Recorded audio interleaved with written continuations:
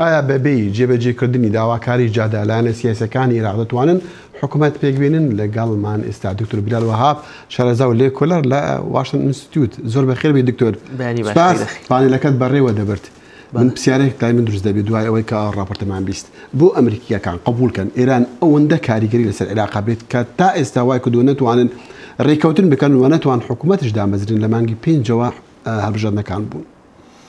چەند خاڵێکە یەکەم بەشێکی ڕەبتی بە واشنگتنەوە هەیە بەوەی کە سیاسەتی تازەی ئیدارەی ترامپ هێشتا شتێکی تازەی بەرامبەر بە عێراق نییە، سیاسەتێکی داڕێژاوی جیاوازمان بۆ عێراق نییە بەجیا لە کۆریا بەجیا لە ئێران.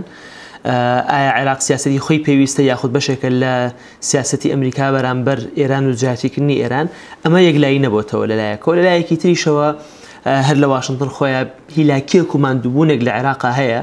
ئەمریکەکان هەستەکان 150,000 جوندی و لادانی ڕژێم و گۆڕینی لایەنەکان و برنی دیموکراسی بۆ عێراق و کەچ عێراقیش ئەمە حاڵەتی بۆیە بێزاریەک هەیە لەوەی لەمە زیاتر خۆیان بە عێراقەوە هیلاک نەکەن. بەشێکیشی ئەوەیە کە لایەنە عێراقیەکانیش خۆیان کەمتر بەدەم داواکاریەکانی ئەمریکاوە دێن، جوابیان و وەڵامیان بۆ ئەمریکا لاواسترە. دوورمەڕۆ هاوپەیمانەکانی ئەمریکا گەورەترین هاوپەیمانی ئەمریکا لە کوردستانە کە لە ئەمریکا لە عێراق کە حکوومەتی هەرێمی کوردستانە لە مەسلەی ڕەفراندۆمە بێگوێیی و بێدڵی ئەمریکای کردووە، بۆیە ئەوەش بەشداری کردووە لە زیادکردنی ئەو بێئومێدیەی کەەوە ئەمریکا بەرامبەر عێراقەتی. بەڵێ یەکێک کە هەری کابراایکە هەرە باڵادەستی عێراقا بەفعلیەوە ئەو سیستانی ئایەتوڵە سیستانی ئەوڕۆ لە خوتبەی جومعە نوێنەرەکەی خوتبەیەکی داوە ڕاکێش ئەوەیە کە هەندێک شروط بۆ سەرۆکوەزیرانی نودادنی بۆ نمونە باسی سەرۆکوەزیرێکی بەهێز دەکا باشیەکی دەکە کە شەڕی گەندەڵی بکە باسیەکی دەکە غەڵەتەکان نەیخاتە ئەستۆی خەڵکانی دیکە چ کەسێک لە سیاسەتمەدەرانی عێراق ئەم سیفاتە نەیتیایە ئەم مەرجانە تایە. بڕوا ناکەم کێشەکە کێشەی کەسایەتی بێت، واتە کەسێک بتوانێت و کەسێکی تر نەتوانێت. کێشەکە کێشەی سیستەمە. سیستەمی سیاسی لە عێراق لە 2003 تا ئێستا وا داڕێژاوە وا هاتووە کە حکوومەتی هەموو کەسێک بێت.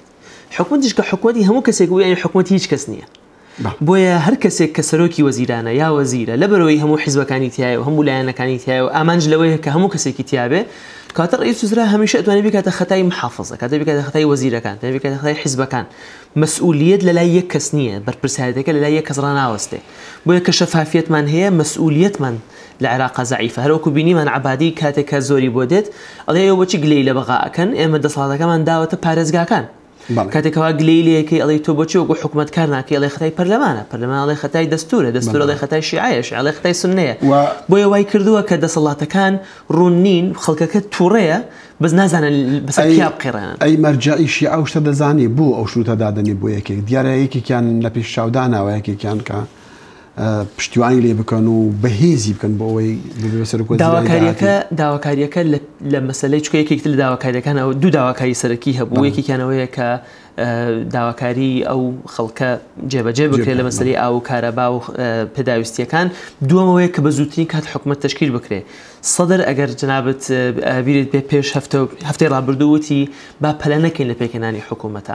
ئەمە داواکاریە کە بە تایبەتی لایەنە شیعەکان کەوا ئەولەویەت بریتینە لە دروستکردنی حکوومەتێکەوە هەموو کەسێکی تیابێت، بەڵکو حکوومەتێک بێکەوە سەرۆکوەزیرانێکی بەهێزی لێوە دەربچێت.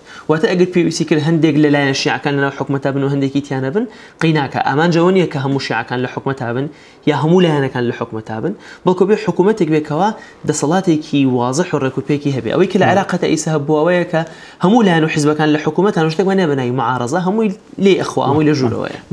باشە سەدر باس کرد کە دیارە کەسێکی هەرە پشتیوانی خۆپیشاندەران دەکات و دیسان گوتوویەتی کە حکوومەت بە تا داواکاریەکانی خەڵک جێبەجێ بکرێ بە پەلە لە حکوومەت دروستکردنی حکوومەت نەکەین. خۆپیشاندانان چی لە پشتەوەیە بێجگە لە سەدر یعنی چ کەسێک ئەو خۆپیشاندانانە بەڕێوە دەباتەوە بەش ڕاستە کەمێک کەس بوونێتەوە بەڵام دەوتری کە کۆتای پێ نەهاتەوە کۆتایش پێ نایە. خۆی لە ڕاستیە ینی پشگیری سەدریش بۆ ئەم کێشانێکی ئیسە لە عێراقا هەیە ڕاستی کەمترە لە جاران عێراق سەدر تاکە لایەن بوو کاتێکە هات داوای لە خەڵکە کردکەوە بژێنە سەر جادەکان، بەڵام ئەم جارە سەدر لاوازە چونکە جاران ئەم لە دەرەوەی حکوومەت بوو دژی حکوومەت خەڵکی هانەدا ئیسا ئەم خۆی لەوانەیە کەسی ڕقم یەک دابنێت لە حکوومەتە، بۆیە تۆزێک سارتر بەرخوردی لەگەڵ با بڵین ئەم ئەم مزاهراتانە کردووە.